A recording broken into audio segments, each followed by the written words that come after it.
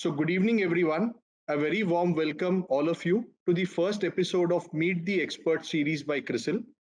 Meet the Expert chat series focuses on getting insights on the industry along with upcoming trends from industry leaders, sectoral experts, and policymakers. The basic objective is to bring forth the current challenges that the industry is facing, along with evolving technological trends.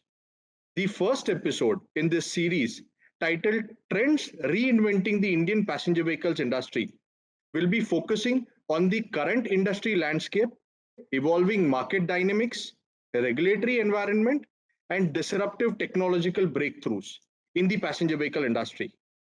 India's passenger vehicle industry has come a long way in the last 2 decades.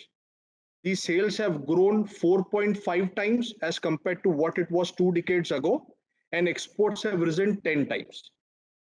India ranks fourth in terms of passenger vehicle sales globally, while its penetration is mere 24 cars per thousand, providing a sizable headroom for growth for the industry. Going forward, with the expected improvement in the economic environment and programs like production linked incentive scheme that the government of India has come up with, what does the future have in store for the passenger vehicle industry?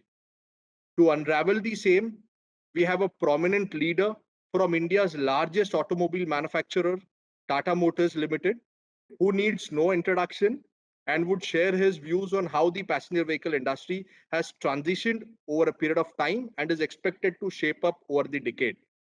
We have none other than Mr. Shailesh Chandra, the one who's credited to be steering India's electric vehicle revolution and who is the managing director of Tata Motors Passenger Vehicles Limited and Tata Passenger Electric Mobility Limited. Good evening, Shailesh. Welcome to the first episode of CRISIL's Meet the Expert chat series themed Trends Reinventing the Indian Passenger Vehicle Industry. Thank you, Himal. It's my pleasure to join the show.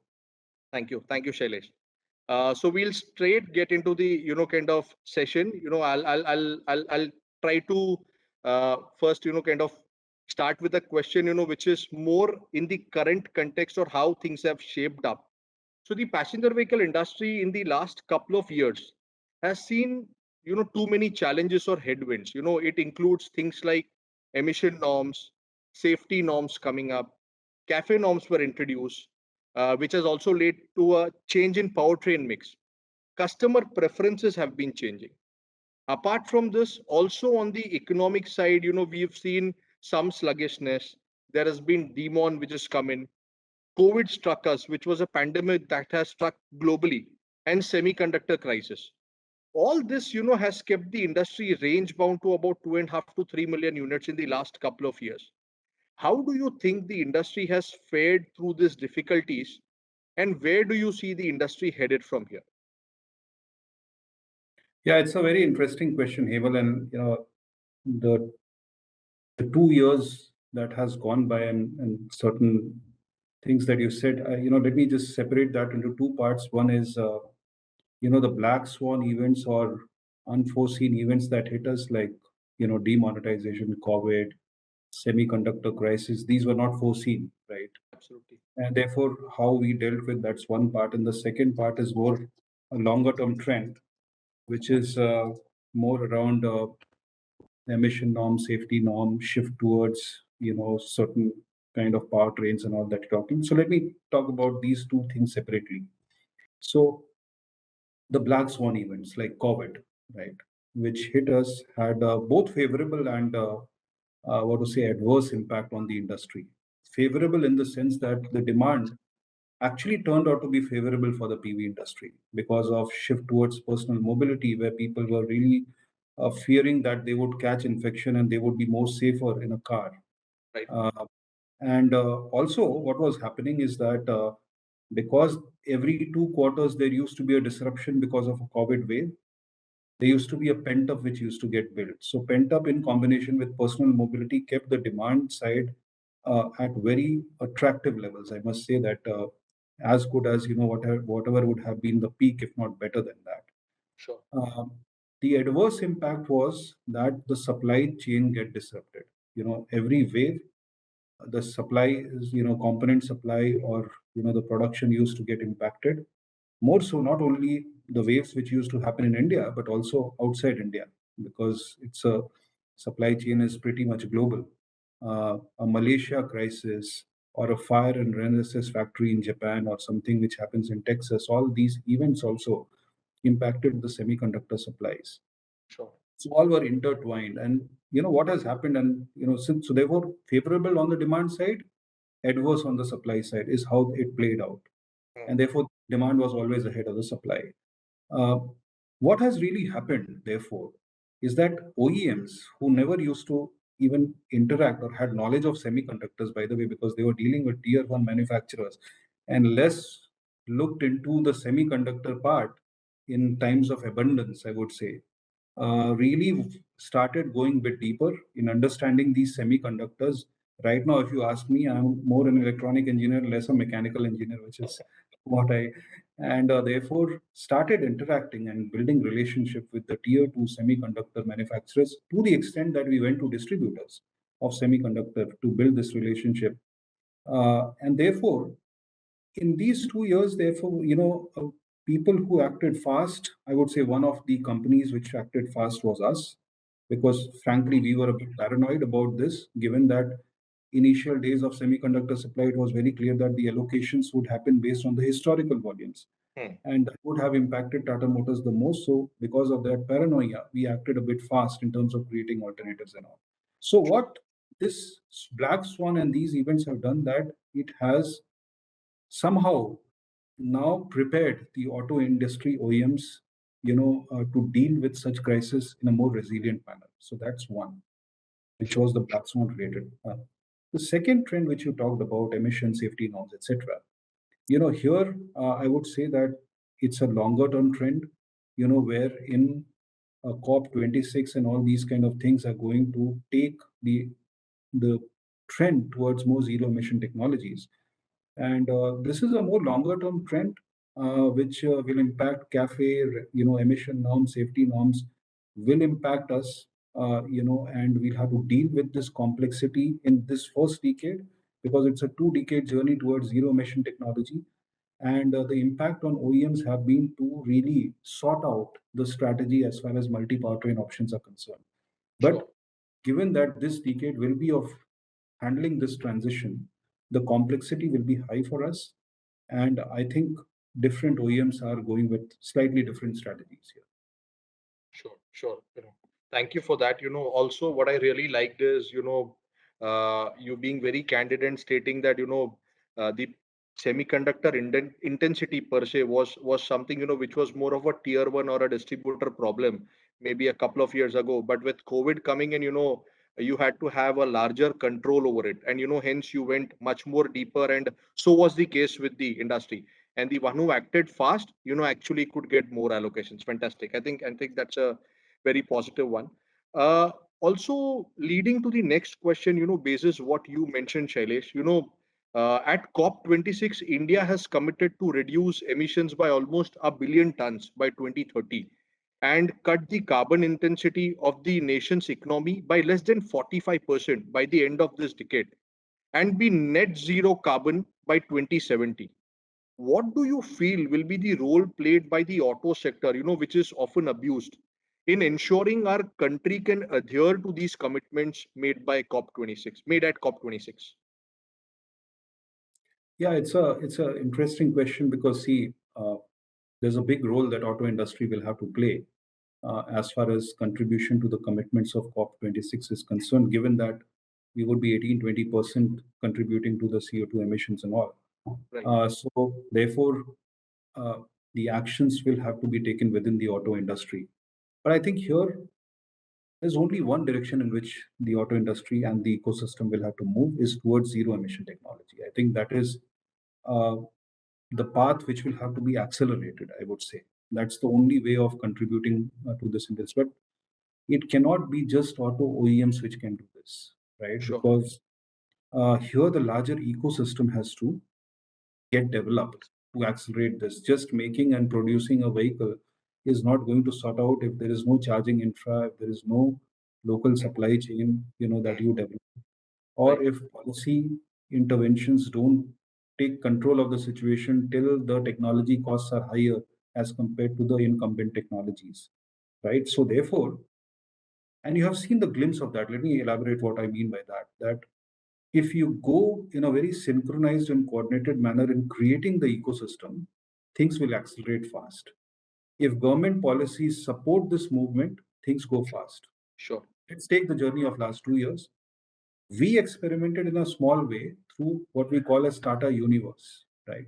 Where we brought certain set of group companies like Tata Power to move in a synchronized fashion with us as far as charging infra is concerned. So if I was opening 21 cities for selling my cars, I used to make Tata Power coordinate, the installation of chargers where we thought it is right to put, right? Fantastic. Okay. Or, for example, if we wanted a supplier to take a bet on putting a battery pack ahead of when the demand comes, there's high uncertainty when the demand would come.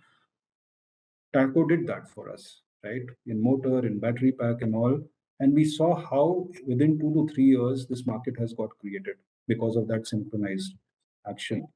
Right. Government, by bringing positive policies, which led to, for example, the tax GST, which is less, or a road tax registration exemption, or certain Right. states like Maharashtra, Gujarat, Delhi coming with incentive policy, how it accelerated. See, within 2 years, 3 years back, we were selling 1,000, 1,200 kind of or a 2,000, 2,500 EVs in a year. Right. Today, last month, I individually sold as just one company 4,000 EVs in a month. Yes. Yes. So things have accelerated because of all these work that have gone behind. So COP26 commitment, the gist of what I said is that accelerate the journey towards electrification. Government has to participate. Ecosystem has to work in tandem with the OEMs. And once this kind of a thrust is given, I think this is what can be done to accelerate the actions towards meeting the COP26 requirement as far as auto industry is concerned. Very valid point, sir. Even I would tend to agree to many of these that you put across, because as you rightly said, along with the center, a couple of states also chipped in with their demand incentives, which actually did to proliferation of electric vehicles beyond tier one cities. An analysis which we had done clearly states that in fiscal 21, the top 10 cities accounted for about 65-70% of overall sales, but when we look at fiscal 22, they account for only 25%. So which means there has been proliferation beyond top 10 cities, and kind of the electrification proliferation is happening deeper.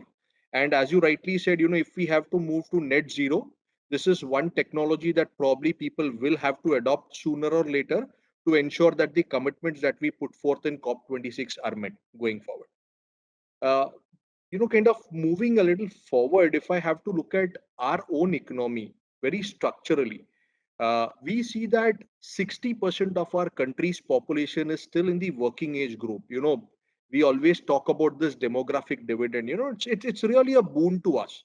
And with the place where we are, in terms of our economic cycle, these aspiring youths that we have, in this working age, the next few years look very interesting. We've already seen a glimpse of this in the last couple of years, where we've seen more transition towards EVs, or sorry, towards UVs, or more transition towards vehicles which are a little more than 8-9 lakh rupees. Because they offer all the kinds of electronic gadgets. You have a touch screen, and as you rightly mentioned, semiconductor intensity has gone up multifold in a particular vehicle. Would you consider this shift from small cars to UVs, an ongoing shift in the PV segment? And according to how are consumers likely to also adapt to newer technologies like ADAS, connected vehicles? Too many things happening in the background. Yeah, so one is it is pretty clear that irrespective of the demographic dividend that you talked about, which is a very unique advantage that the country has, but specifically talking about SUVs and all, this is more a global trend that we are seeing in all the markets. Right. Shift towards SUVs, and Specifically in India, it is also to do with the aspirational quotient and the social status that is associated with SUVs on one hand. But at the same time, the other global trends that we have been seeing in favor of SUVs is also because of the inherent benefits of SUV, given that it's a command seating position or better sense of control, better visibility, feeling of greater safety in SUVs. And in Indian context, it is even more relevant because of the high ground clearance. You can go on all kind of roads that we have in our country. True. So therefore, SUVs in India, beyond what we are seeing globally, there are more pressing reasons for people to shift towards SUV. Whether young or whether old, I mean, it just makes sense if at the same price point you're offering a car versus SUV, people prefer and pay premium for going for SUV. So that's one part, which is the body style. Sure. But trend towards features, is being triggered by rising affordability on one hand, or to say more disposable income, and therefore people see more in EMI that 500 rupees I'll have to give more in a month, but let us go for a high feature product. But Right. more driven by young buyers, because 60% plus of our buyers today are less than 35 years age, and most of them are digital natives, and they are looking for tech features. They are less talking about engine CCs, power, torque, and more about gadgetization in the cars. So therefore, they look for feature-loaded car. They feel at home when they see Right. these features, and therefore the trend towards going for more feature-rich vehicles, SUVs, a certain size of vehicle which expresses their personality in total with these features and all, is the trend, and that's why you have seen the median prices going up from say 5-6 lakh rupees, the car price 5 years back, to now 9 lakh or 8.5 lakh rupees, as you said. So yes, there is a movement towards features. People buy more feature loaded cars and SUVs. It's a trend that we clearly see and will keep on growing, I would say, in the times to come. Very interesting point, when you mentioned that a mere 500 rupee extra per month in terms of EMI can get you much more features, and which is absolutely true. We are seeing that playing out in reality. And as you rightly mentioned, the Gen Z that is there today looks at more digitization, wants everything here and now. And is I would say that, not, it may not be a case that they're not bothered about engine CC, but for them priority is something, which is very different. As you rightly said, they would want more gadgets, they would want the vehicle to flash their personality, their style, and they would use it for that reason. So, and good to know that, around 60% of buyers are to the age of about 35 years, which is, kind of phenomenal. We are seeing more of Gen Z customers coming in, and hence the style statement, which also is reflected in the type of vehicles that is being preferred, changing over a period of time. Fine. Fine. uh, Another question, sir, related to, I would say, the overall economic perspective, Shailesh, is that the Indian government is, kind of very, very focused, and, kind of wants to make India a $5 trillion economy in the coming few years. And automotive industry is one of the major contributors, to the manufacturing output of the country. I remember, even when we were discussing this in automotive mission plan, auto industry contributed almost about more than 40% to the country's manufacturing GDP. And the government is also putting a lot of thrust on it. Also, there are a lot of schemes like production linked incentive schemes, which have come in, which will also play a big role in realizing India's dream to be a larger contributor in the overall scheme of things globally. So, what, in your views, would be the role played by the automotive industry in realizing this vision of the government? Yeah, you shared some very relevant facts, Himal, that auto industry has been already a big contributor to uh, the overall GDP. If I say 7% of GDP, 49% of manufacturing Right, GDP. So right, it's a big contributor that way. Also, from if I remember the data correctly, it employs more than 3.5 crore people, right, upstream, downstream included. right. Uh,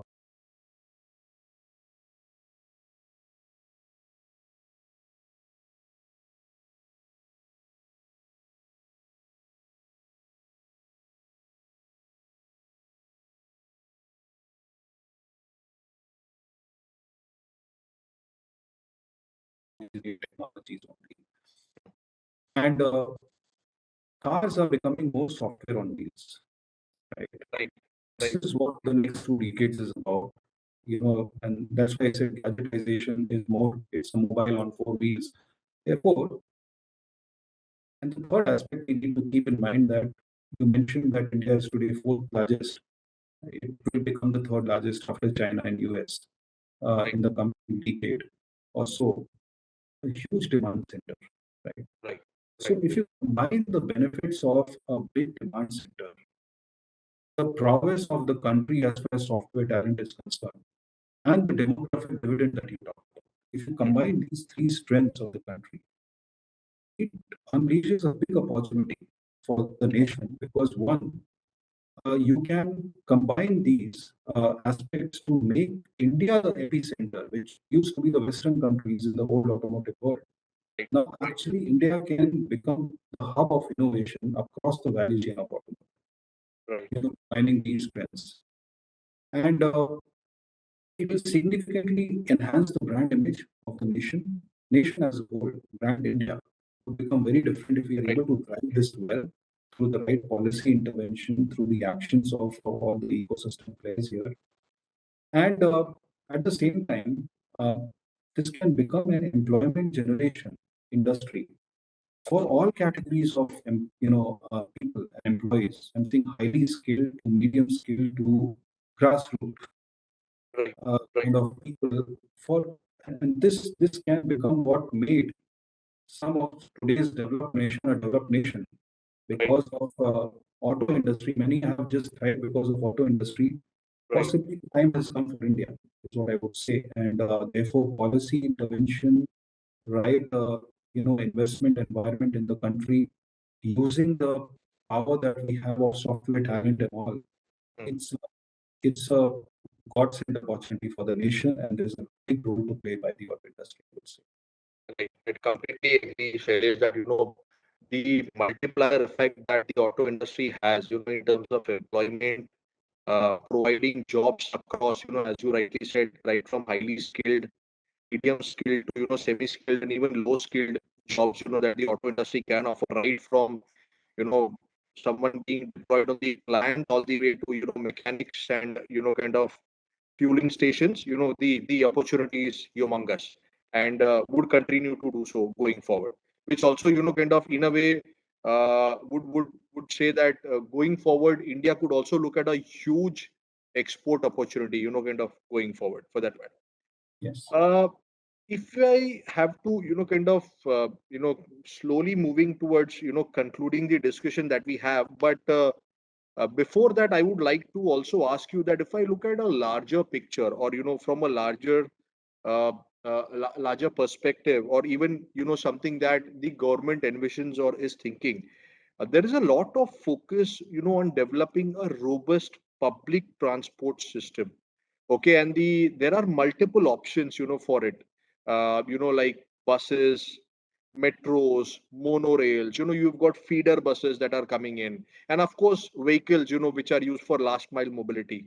Also shared mobility, with the with Ola, Uber coming in. Now you have Blue Smarts of the world, which are doing really well. This has been receiving a great amount of traction amongst people, especially the youth.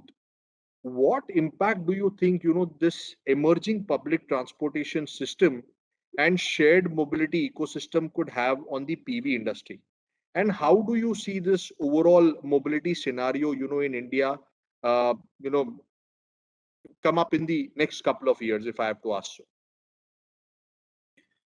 Yeah, so Himal, it's a very interesting question and has been, quite a intriguing trend which has been, discussed, watched by all the industry players.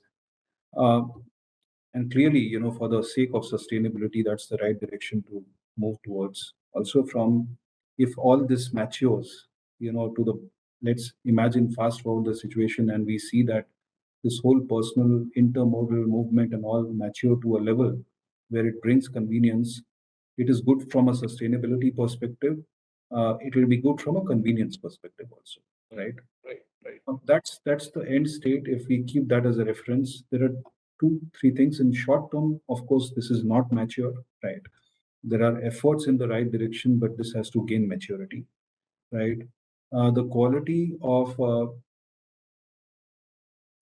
experience that you get in mobility services is not at acceptable level. Whether you talk about public transport, even the mobility services companies which started, some of them we have seen the quality has deteriorated a bit from an experience Right, perspective. right, right, In the interim, COVID did disrupt because of the personal hygiene and safety reasons, but that's very short term. I would say that in long term, uh, I would agree that people will start moving towards shared transportation mobility as things mature. Things mature.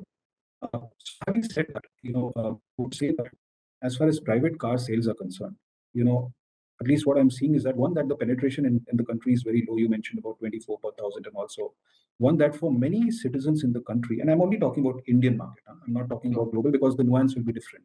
sure, But in Indian market, still there's a larger section of people who still have this dream and aspiration of owning their own car. Right, right, that's number one. right, And therefore, the private car sales or personal mobility will remain relevant in India for quite some time. Number one. Number two, I'm just giving my example. When my daughter says that, um, let please give off to the driver because we want to go in a private kind of a place. So I have to drive, unfortunately, on those days. But which means that people like their personal freedom, privacy also. And absolutely, while for daily commute, they might use mobility service platform, but for a more private moment, moving with their friends and families, they might still own a car, right, for right, their personal freedom.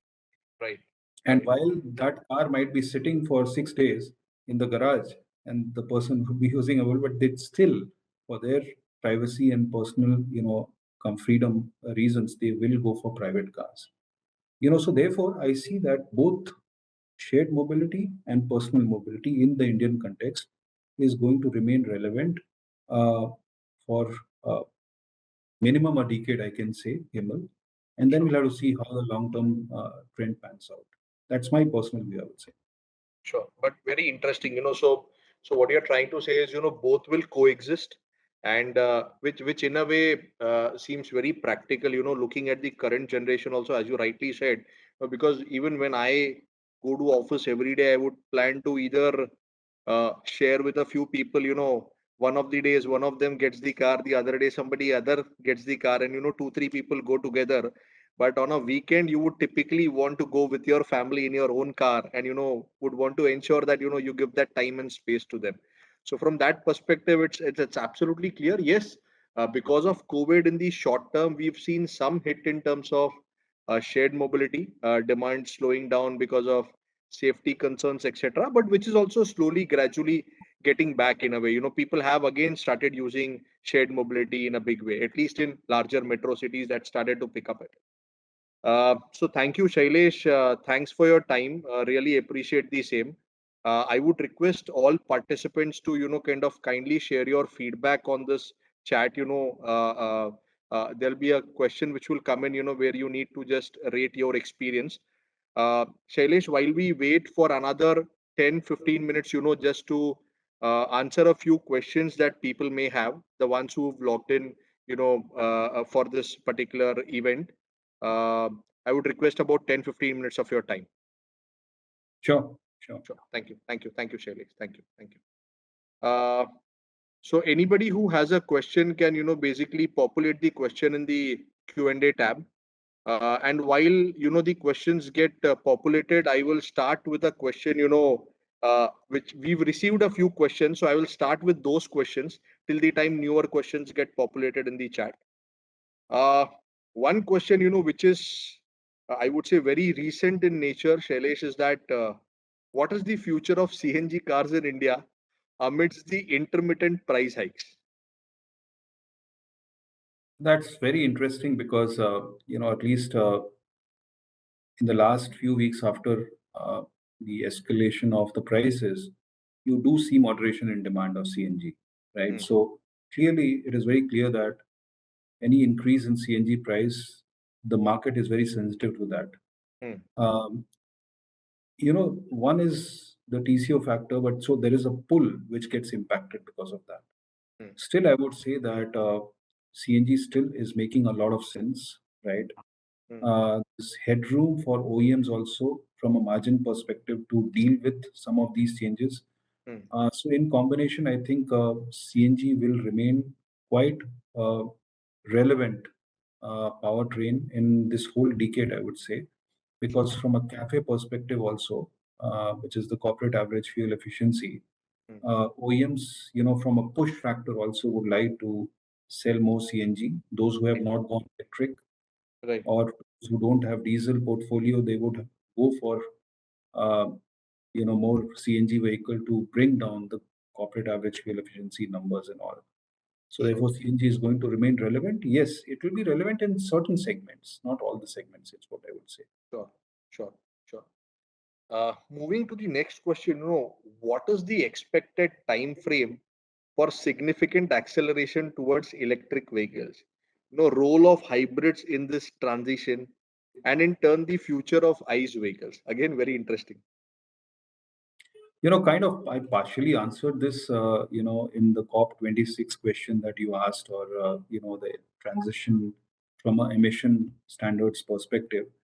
Hmm. The long term, uh, the steady state world is zero emission, right? Right. That we should, now it is only a question of how this curve is going to be in the next 2 decades, right? Whether it is going to be more, uh, how sharp will be this exponential curve is the question, right? Sure. Sure. I would imagine that customers will adopt very fast.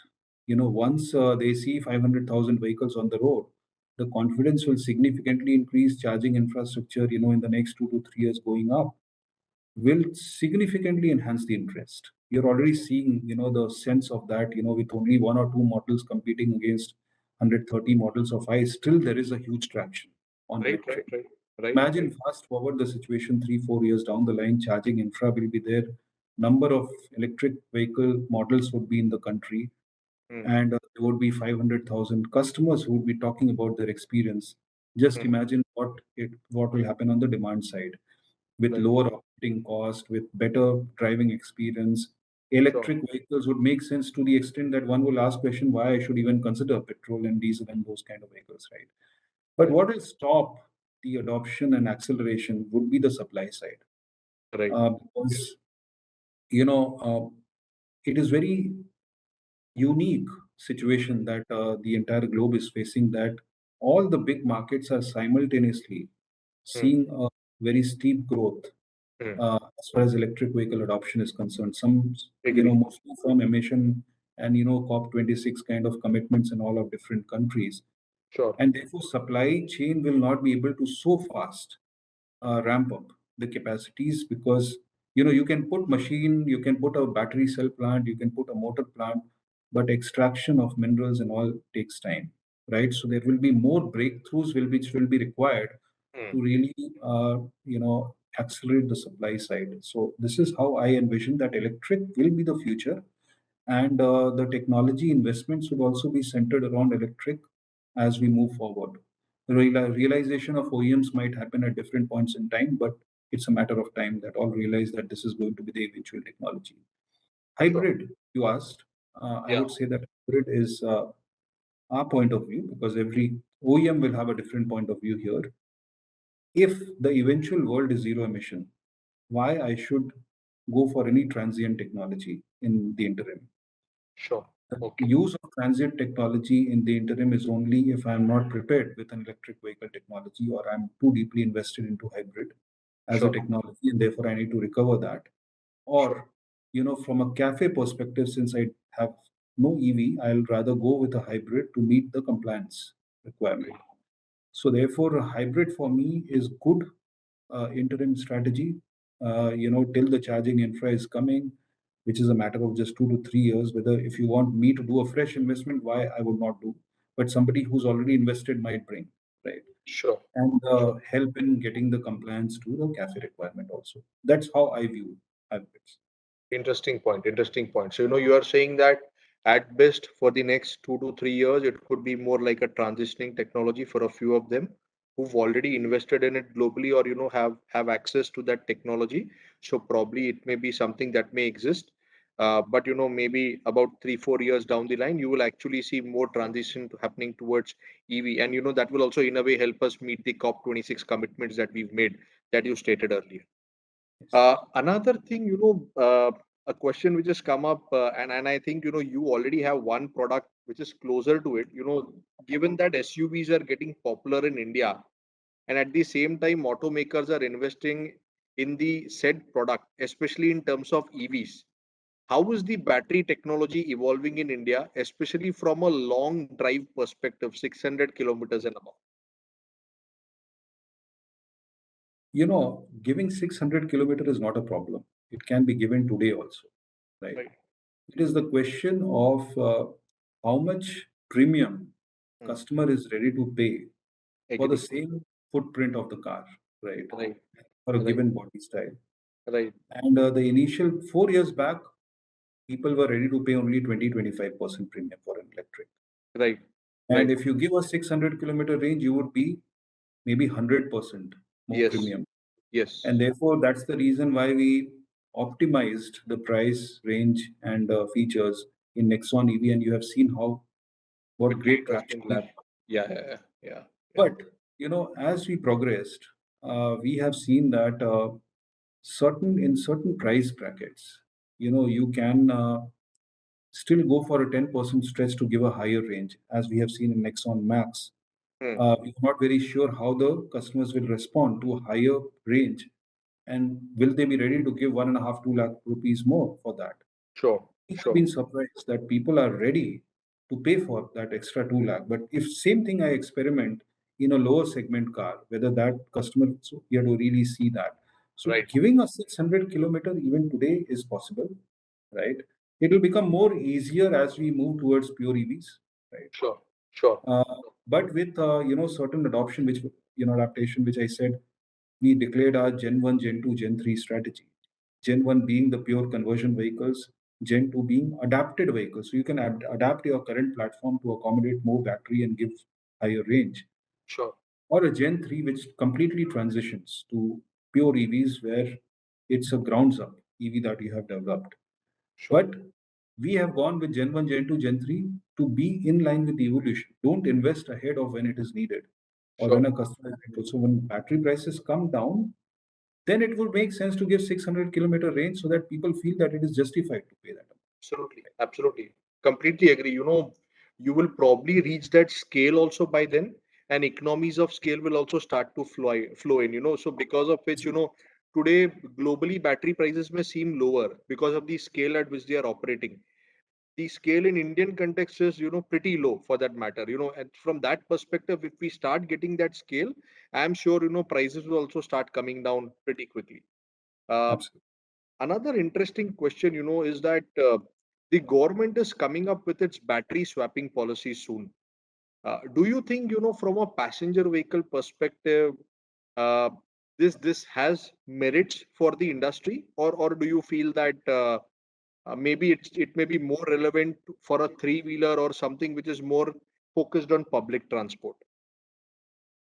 Yeah, so it might be relevant for few segment, especially in the commercial side where uh, people would like to avoid a capex for an opex, right? So Right, people would like to postpone the uh, higher acquisition price and rather pay it as the vehicle is running and as they take are on earning, those right? So things. in commercial segment, whether in buses, three-wheelers, it might make sense. Two-wheelers also, it is convenient because it's a small battery, you can pull out and do that. Sure. In cars, you can do it easily when you transition to pure EVs because the shape can be then more standardized Right. across because you need standardization, right? Sure. Sure. And in the world of cars, people want to differentiate, right? And therefore, it's very difficult to drive standardization across all OEMs. It's a big Right. effort. Rather, I would save my effort to do work on the technology rather than do cross coordination. So that's one, but that's secondary. The primary thing is that I felt that this debate was more pertinent 4 5 years back, when the Sure. battery prices were very high, we used to have 100-kilometer range vehicles and all, and still the acquisition cost used to be very high. The world Sure. has changed now. The battery prices will decrease as a secular trend.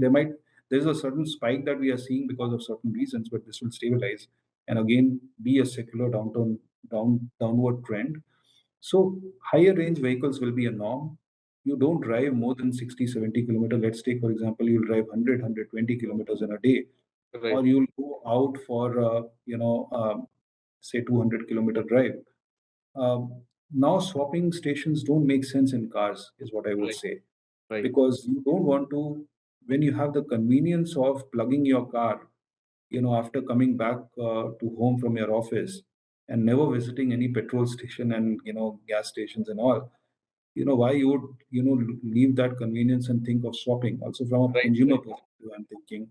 Right. So therefore, I personally feel that in cars, it it's too late now to invest into swapping, Sure. and it would have, the issue of safety also. Connector qualities and all have to be absolutely good. Otherwise, you'll be Yeah. disconnecting, connecting. So all those risks will be there. So Sure. that's my on this. So last two questions, Shailesh, before we conclude. One is, are there going to be any alternative for lithium-ion batteries? If so, which one could be, as lithium batteries have an issue and scarcity, there is scarcity, high cost, and also little bit of safety concern. Can we witness battery technologies like aluminum air, sodium ion, calcium ion, etc., in this decade in the Indian PV market? There are many research which is happening in this space, and you will see commercialization of at least two, three of them, right? But next 5 years, I can safely say that lithium-ion batteries would be the primary one, Sure. uh, and can also boil down to, say, few chemistries like NMC and lithium ferrous phosphate as the two primary ones. Um, and it might move to higher nickel, that kind of those kind of chemistries, less of cobalt and all. Sure. Uh, Beyond that, solid state, you have, metal air technologies, and there are a few other breakthroughs, right, which is also being worked upon. And therefore, the world will always find a solution if there's scarcity of something. Right. In research, money will go there. So I'm very confident that if zero emission technology is the destination, research will find out solution to that. Absolutely. Absolutely. So last question before we conclude, Shailesh, is that India's export potential in the long term, given its cost competitiveness, PLI, as well as China plus one strategy playing out? How do you see ourselves positioned from that perspective? Because currently larger part of our exports are to Africa and kind of LATAM, if I have to say so. Do we see ourselves, emerging to be a global, kind of hub, also kind of, in a way, selling vehicles to the developed markets? Absolutely, I absolutely believe that, because as I also already partially answered, my this part of this question in my last response to some of those questions that you had, is that this is next 2 decades is a transition decade towards new technologies, including electrification and all. Hmm. When as Indian manufacturers we started our journey in ICE, when we were in our first generation product, the developed country global manufacturers used to be in their seventh generation, possibly. We are starting, on the same, level, on parity with others as far as electric vehicle technology and rest of the technologies are concerned. On top of that, I said that there is a unique strength that the country has on softwares, right?